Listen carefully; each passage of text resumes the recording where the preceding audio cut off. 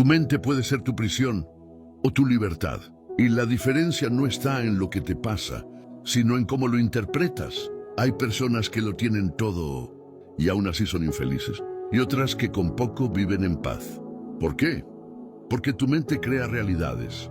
Si repites que no puedes, lo crees. Si piensas que no vales, lo sientes. Pero lo mismo ocurre al revés. Tu diálogo interno es el arquitecto de tu destino. ¿Te hablas con amor o con juicio?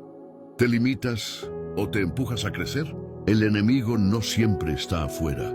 A veces vive en tu cabeza, pero también ahí vive tu mayor aliado. No puedes controlar todo lo externo, pero sí puedes entrenar tu mente. Porque lo que piensas se convierte en tu mundo, y si vas a vivir dentro de ti, haz que ese lugar sea un hogar, no una jaula.